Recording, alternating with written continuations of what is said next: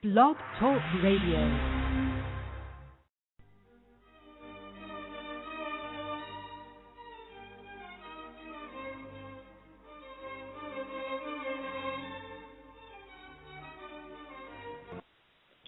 Hello and welcome back to A Better World. This is your host, Mitchell J. Rabin, and I'm very glad you're joining us again today. Also, what about methane? Methane is considered to be the most egregious of all greenhouse gases relative to the larger climate issues that we're facing, the global warming and climate change, which is becoming so obvious and evident to people of even fundamentalist religions are finally having to tip their hat in this direction.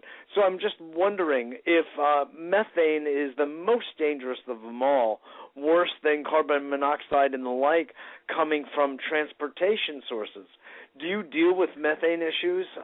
Also further exacerbated by fracking, hydrofracking, which is taking the company by storm, causing another economic and political bubble. Methane, it's interesting that you said about fracking. Now, that's a whole new territory, which, yes. I'm from Cleveland, and they're not fracking here, and so we yes. don't run into a whole lot of methane. I mean, we do run into gas leaks, and I yes. do a lot of combustion analysis, and one of the biggest problems we didn't really talk about much is carbon monoxide caused by incomplete combustion on furnaces and water heaters.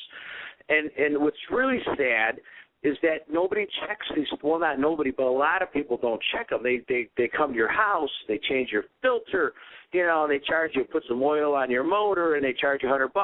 Never once do they drill a hole into your flue, hook up a draft gauge, and hook up a combustion analyzer. Do you know that 1 out of 30 furnaces has incomplete combustion? And I've done thousands and thousands, and I find, in 30 houses, one has carbon monoxide levels being emitted into the flue gas that can kill you. And 1 in 30, water heaters is 1 in 50.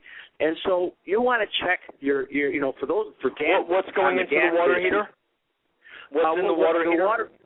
The water heater, if it's a gas water heater, it needs combustion. And so if you have incomplete combustion, then you create high carbon monoxide in the flue gas, right?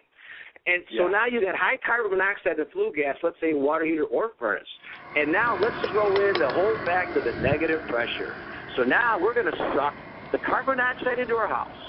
And so people start getting sick, and they think it's the mold again, or the dust mites, and here's carbon monoxide. And most people, and the way you know if they tested your furnace and your water heater, you walk up to it, and if somebody drilled a hole in the flue, you know that it was tested with a combustion analyzer and a draft gauge. And you can almost feel comfortable, whoever did that, okay, we've got good combustion on this furnace, and people should do this yearly, and they don't.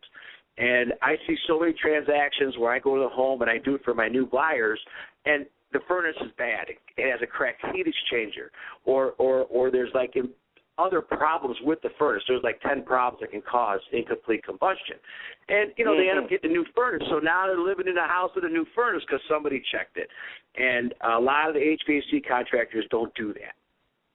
They should. They don't. That is very, very serious. Very serious. It is. And I was going to say, and what's even more serious is then the carbon monoxide detector goes off, right? And those only go off at 70 parts per million after 4 hours. So they're like calling the fire department. And what do? They open the door. Honey, the fire department's coming. There they come. And they air it out the house. The fire department comes in. They come in the house. They wave their little wand. You can't test carbon monoxide with a wand. You got to put it in the flue gas. And they say, hey, get a new carbon monoxide detector. They leave. And it starts all over again. In the meantime, they're getting low-level poison. Because you can get low-level poison before those CO detectors go off. Yes. So yes. But the point is that the opening of the door diluted the carbon monoxide levels in the house. So even if the wand worked, it's going to be detecting something that's a lower level, not a toxic level, because they did something as simple as open up the window or the door. Yes, and what's even better is if it's an elder retired person who's been in a house for 30 days, they feel sick.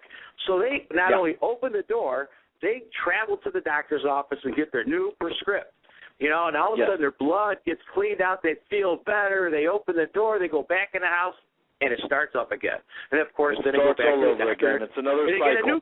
Exactly. And they get another medicine, right? And they never know that they're being poisoned slowly by CO. Well, they're being poisoned in two ways. They're being poisoned by the the toxic indoor air, and they're being poisoned by the medication. Absolutely. And I don't know which one's worse. And they're both expensive. Our website is www.abetterworld.tv, abetterworld.tv. We're on every Wednesday at 6 p.m. Eastern Daylight and Standard Time, depending on the season.